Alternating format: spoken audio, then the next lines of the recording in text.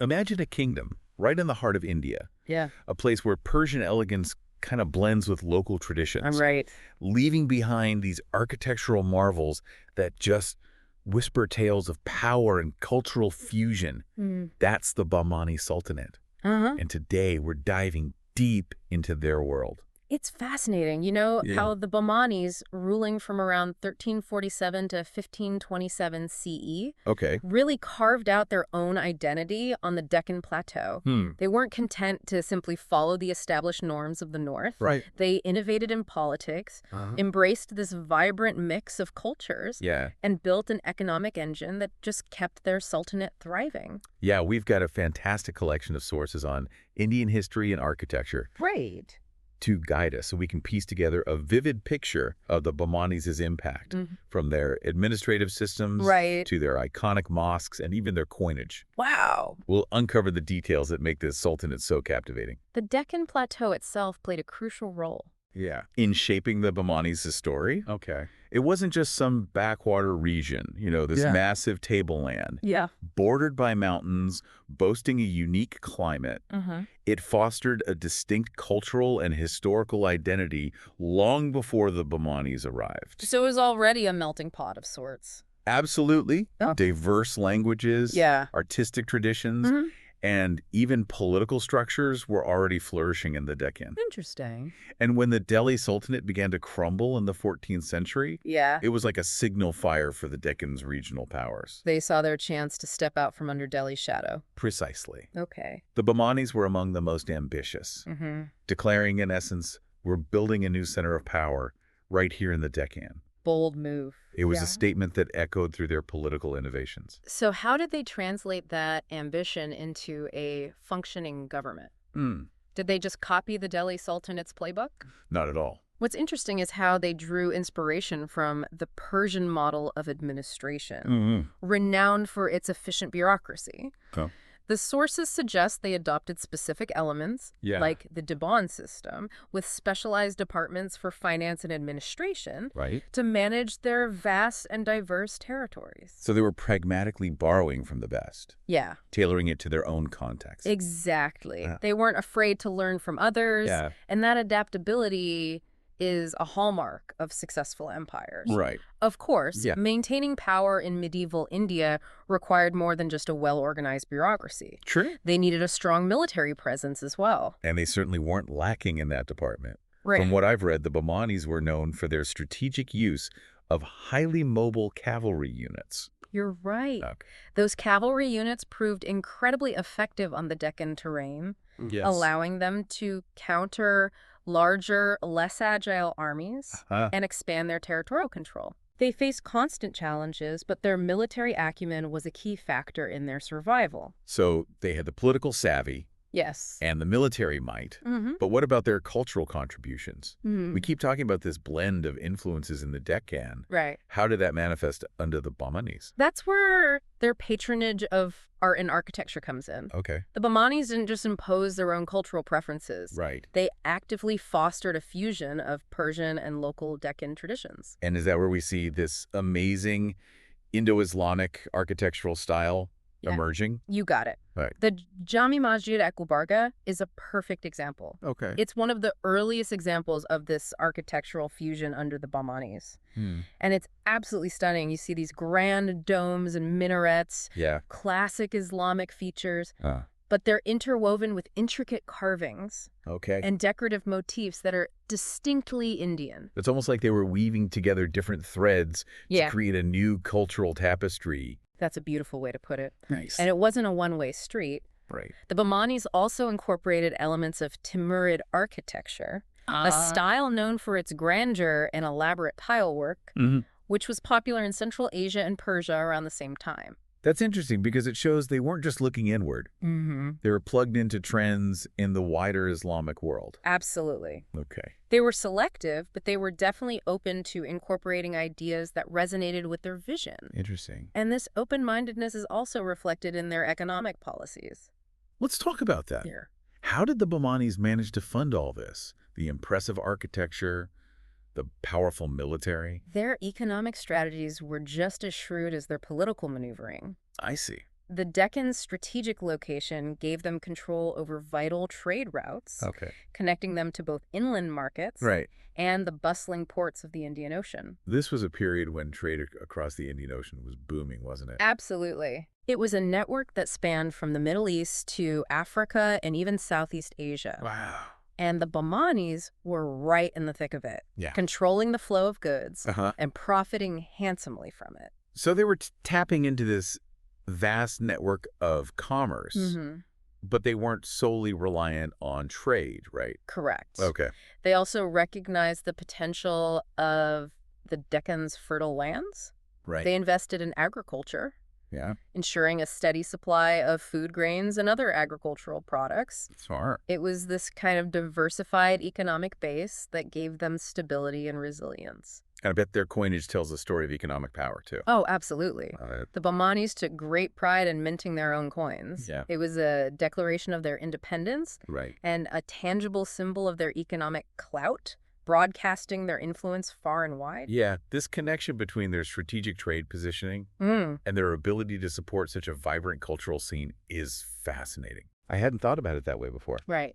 But no empire lasts forever.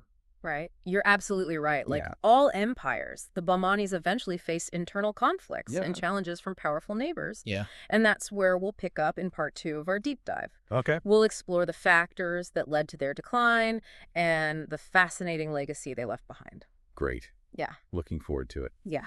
We left off talking about the eventual decline of the Bahmani Sultanate, Right. a fate shared by many great empires throughout history. Yeah. What were some of the key factors that led to their downfall? Well, like we often see with empires that grow rapidly, Yeah. internal conflicts start to fracture the Bahmani state. Okay. Power struggles, Uh-huh. succession disputes, Right. regional tensions all contributed to a weakening of their central authority. And a weakened empire is ripe for exploitation, right? Exactly. Yeah. Their neighbors, sensing an opportunity, Uh-huh. begin to exert pressure on the Bahmani's borders. Hmm. It was this combination of internal strife and external threats Right. that ultimately led to the fragmentation of their once vast territory. But their story didn't end there, did it? It didn't. We've touched upon the emergence of 5 successor states Right. that sprung from the remnants of the Bahmani Sultanate. Yeah. It's fascinating how they each developed their own unique character Mm-hmm. while still carrying echoes of their Bahmani roots. It's a great point. Yeah. It's like these successor states inherited the Bahmani's DNA, Okay. but they weren't just clones. They Right. each took those inherited traits and expressed them in their own unique ways. Can you give us an example of that? Sure. Which of these successor states stands out in terms of carrying on the Bahmani torch? Well, if we're talking about architecture, Okay. the Sultanate of Bijapur is a prime example. Right. They really embraced that Indo-Islamic style pioneered by the Bahmanis Okay. and elevated it to even greater heights. Wow. You might be familiar with the Gul Gumbaz. Oh, of course. Yeah. That iconic dome is practically synonymous with Indian architecture. Right. Isn't it one of the largest in the world? It's absolutely massive. Wow. And an incredible feat of engineering. Yeah. But the Gul Gumbaz is just one example of Bijapur's architectural prowess. Right. Their Ibrahim Rauza tomb complex Okay. and the Jami Masjid are equally stunning, Mm. each showcasing that beautiful blend of Persian and Indian elements. So they became the artistic heirs of the Bahmanis in a way. You could say that Okay. they inherited that passion for architectural grandeur and innovation, adding their own unique flair to it. Yeah, and each of the other successor states, while perhaps not as prolific in architecture, Uh-huh. found their own ways to leave a mark. Right. Like Golconda with its legendary diamond trade. Uh-huh. I mean, the Koh-i-Noor, one of the most famous diamonds in history, Yeah. is believed to have originated from the Golconda mines. Wow. They were sitting in a treasure trove, No kidding. and they weren't shy about showcasing their wealth. Right. The Charminar, that stunning monument that dominates the Hyderabad skyline, Yeah. is a testament to Golconda's prosperity. So each successor state, in its own way, carried forward elements of the Bahmani legacy, Right. shaping the Deccan's history for centuries to come. Exactly. Yeah. And that's why understanding the Bahmanis is so crucial. Right. They weren't just a blip on the radar. Right. They laid the groundwork for an entire era, leaving behind a legacy that was far more enduring than their relatively short reign. We've talked a lot about their political and cultural influence, Right. but I'm curious about the social impact of their rule. How did the Bahmanis' policies affect the everyday lives of the people within their sultanate? Well, when we look at their economic policies, for example, Okay. their focus on controlling trade routes Yeah. and establishing monopolies meant that certain groups benefited more than others. It's always more complicated than just saying trade is good, right? Absolutely. Yeah. Take farmers, for instance. Okay. On the one hand, the increased demand for agricultural goods, Right. driven by the Bahmanis' trade-focused policies, Yeah. could potentially lead to higher incomes for farmers. Mm-hmm. But it's not always that simple. There's always a flip side, isn't there? Exactly. Right. This increased demand could also lead to overcultivation, potentially harming the soil's fertility in the long run. Right. And let's not forget the risks of farmers being displaced Yeah. to make way for more profitable crops Right. that would serve the Bahmanis' trade interests. It's a balancing act, Yeah. trying to achieve economic growth without causing harm to those who are essential to that growth. Right. And Right. the impact on artisans and craftsmen was equally complex. Okay. We've talked about the Bahmanis' grand building projects, and those projects undoubtedly created work for skilled artisans, from stone carvers to weavers. So that's a positive. On the surface, yes. Supporting the arts and providing employment. But it's important to dig deeper. Okay. Were those artisans being fairly compensated for their labor? Right.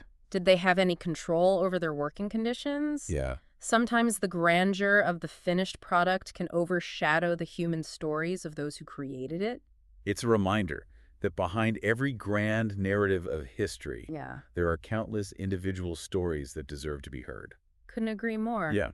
And we also can't ignore the impact of the jizya, Right. the tax imposed on non-Muslim subjects. While it was undoubtedly a source of revenue for the Sultanate, Yeah. it also served as a constant reminder of the social hierarchy, Okay. with Muslims at the top. It created a division within their society, even if unintentionally. Exactly. Yeah. And such divisions can lead to resentment, Right. mistrust, and even conflict, complicating the social fabric of the Sultanate. Right. Every policy, every decision has consequences that ripple outward, sometimes in ways that are difficult to predict. This idea of unintended consequences is something we see time and time again throughout history.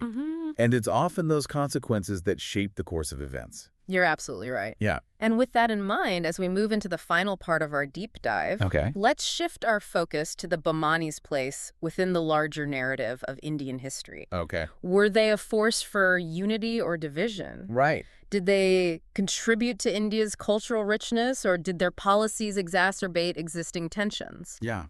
These are complex questions, and we'll explore them together as we delve deeper into the fascinating world of the Bahmani Sultanate. We've spent this deep dive exploring the Bahmanis, their politics, architecture, economics, and even their social impact. Yeah, it's been quite a journey. But as we wrap up, I'm curious to zoom out a bit Okay. and consider their place, like, within the grand tapestry of Indian history. It's a crucial question. Yeah. The Bahmanis weren't operating in a vacuum. Right. They were part of a complex web of interactions and influences and events that shaped the course of Indian history.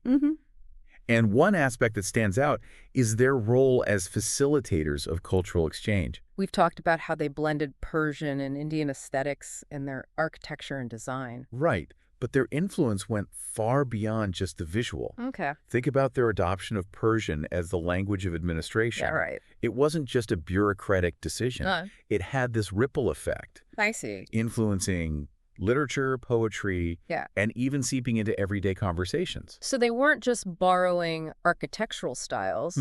They were helping to spread a new language, a new way of communicating across the Deccan. Precisely. Wow. And language carries so much more than just words. Right. It carries ideas, cultural norms, ways of thinking. Yeah. So the Bahmanis, perhaps unintentionally, played a role in reshaping the cultural landscape of the Deccan. And it wasn't just Persian influences, right? We talked about how they incorporated elements of Timurid architecture, Yes. demonstrating a connection to trends in the wider Islamic world. Exactly. They were open to ideas and influences that aligned with their vision. Interesting. And don't forget about the impact of those vast trade networks that crisscross the Indian Ocean. Right. The Bahmanis weren't just trading goods. Mm. They were at the heart of a vibrant exchange of ideas, technologies, even religious practices. So in a way, they were a bridge between different cultures, Yeah. facilitating a flow of ideas and innovations. That's a great way to put it. Thanks. And it challenges this notion that India was this isolated, unchanging entity. Yeah. The Bahmani Sultanate, like many kingdoms throughout Indian history, was deeply intertwined with the wider world. It reinforces that India has always been a place of cultural exchange, open to new ideas and influences. Absolutely. Yeah. And that exchange has enriched Indian culture immeasurably. From its diverse cuisine to its vibrant musical traditions and its rich philosophical heritage. Right, but of course this process of cultural exchange wasn't always smooth and harmonious. Right. We can't forget about the tensions, the conflicts that arose. Right, like the imposition of the jizya on non-Muslim subjects. Exactly. Yeah. While the jizya might have made economic sense, it also underscored a social hierarchy that inevitably created divisions and resentment. Yeah. It highlights this duality within the Bahmani Sultanate, Yeah. this simultaneous promotion of cultural exchange, while also enacting policies that could fuel social divisions. It's a reminder that history is rarely black and white. It's full of complexities and contradictions. Precisely. And the Bahmanis were a product of their time, grappling with the challenges of ruling a diverse and dynamic empire. But even though their sultanate eventually crumbled, Yeah. they left an indelible mark on the Deccan, a legacy that continues to fascinate us centuries later. It's been an incredible journey exploring their world. It has. We've delved into their political innovations, their architectural achievements, Yes. their economic strategies, Right. and even the social complexities of their reign. And in doing so, we've gained a deeper understanding not only of the Bahmanis themselves, but also of the broader forces that shaped medieval India. Yeah. Their story is a reminder that history isn't just about dates and names. It's about the enduring human stories, the triumphs and struggles that make the past so compelling and relevant to our lives today. So to our listeners, thank you for joining us on this deep dive into the fascinating world of the Bahmani Sultanate. Thanks for listening, everyone. Keep those brains buzzing, and we'll catch you on our next historical adventure.